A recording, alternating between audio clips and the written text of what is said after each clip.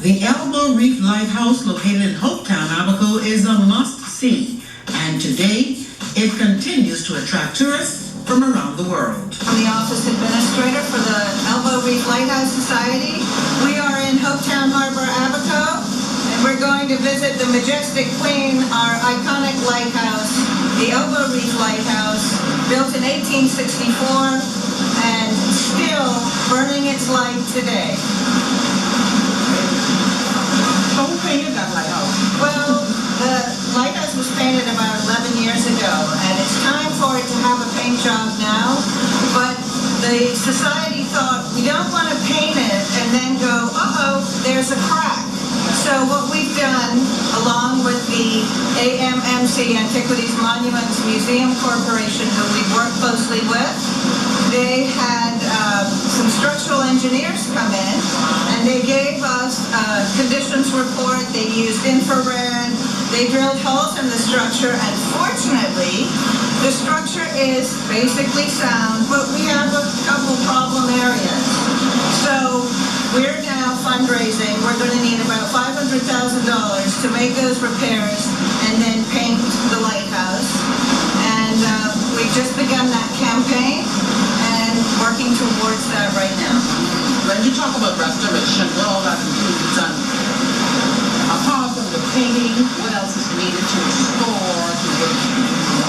Well, when we do restoration work, we want to make sure that we do it historically accurate to the ninth detail, because it's important that it be restored according to the original drawings. So we've done research in the archives, both in Nassau and in Kew in London, and determined the way the light was set out 156 years ago. And so we are following, we've had our existing conditions report that we compare to the original drawings, and then, for example, we need to change some of the steps. They're made out of wood. What kind of wood? Well, they're made out of oak. So we made sure we got pieces of oak to replace it so that it is historically accurate. Tourist attraction as well as a working light station, and none of this could happen without our lighthouse keeper, Jeffrey Forbes. And Jeffrey has been working on his own for almost a year, and he is in need of assistance. And the Port Department is working very hard to get another keeper here. So now you're telling me this is non-profit for you? We are a non-profit, but this is, when we do tours, and we have students come from primary schools, we have 80 students. At the end of the visit, I'll say to them, now, who do you think owns this lighthouse? And they'll say, you do. And I say, no, you do. All of you do. This lighthouse belongs to the Bahamian people. Yeah. You've been at it now for 3 years, managing. Are you paid? I am paid. Yes.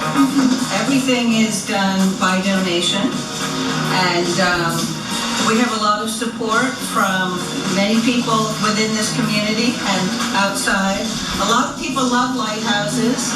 You know, in Europe they have castles. Well, here in the Bahamas, our lighthouses are our castles.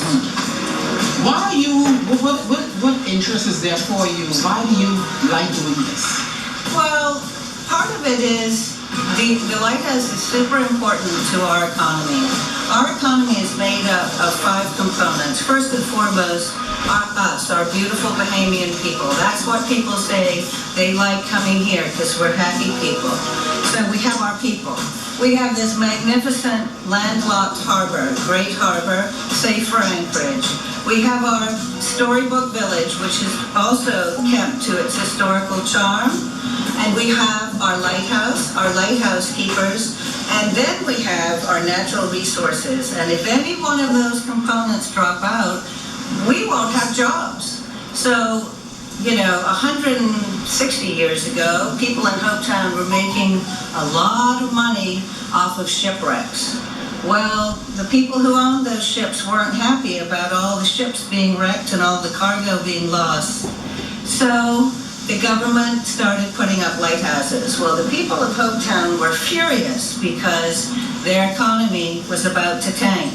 And they sank the boats at the dock that had the building materials. They denied the workers fresh water. And at any rate, the light went up, and here she stands. But as a result of that, there was an economic downturn for 80 years. 1864 to 1954, it was very difficult to make money here in Hopetown. The population of 2,000 dwindled to 150. Most people moved to Nassau and Key West. So now, in 1954, the Bahamas starts engaging with the tourism economy, and our first little boutique resort popped up out of town called New Hope. And so as we've worked through the last 64 years, we've recognized what keeps our tourism engine going, and the lighthouse is an integral part of it. And this is why in 1995, when the government wanted to automate our life, and they came to do so, the community of Hopetown said, please don't do that. And they said, okay, sure, but you'll have to go find the parts and the equipment. So here it is, 25 years later, and we have the last lighthouse on the planet that is fired by kerosene and hand cranked. The last one on the planet. And so we're very proud of that. It's my honor and privilege to be a part of this big team at the Elbow Reef Lighthouse Society, Administrator Frederick Rogers at the Port Department, Winsome Ferguson at Tourism, Nancy Aubrey and Adriana McPhee-Swain at Antiquities, Mr. Montez Williams, Office of the Prime Minister. We are one team for a better Bahamas. So hope is alive.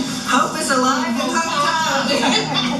So each lighthouse would be painted usually a different color, so that when you were out to sea, and if you were looking in your spyglass or your binoculars, you would know in the daytime, candy stripe on the chart, Elbow Key. At night, you'll see 5 flashes, and on your chart it will say Elbow Key. So it was identification purposes. When I was a child, our parents would say, now, when that lighthouse is lit, you must be home in the house. And then when you're in your bedroom sleeping, you'd have that light sweeping, and that became part of my soul. And Jeffrey Forbes, the lighthouse keeper, he'll tell you the same thing. He had his grandfather, his father, now him, and he has a son. And so we want to encourage continued generational keepers. And so we're working now very much with the Port Department. Jeffrey needs help. There used to be 3 keepers, now there's 1, and he's exhausted, and he really needs some help. So we're hoping that someone will come to help him soon, and somebody maybe even with a family, because then they would have children. When you grow up doing it, I'll let you talk to Jeffrey. He can tell you the best. When we come back, we'll take you on a tour of the candy-striped lighthouse.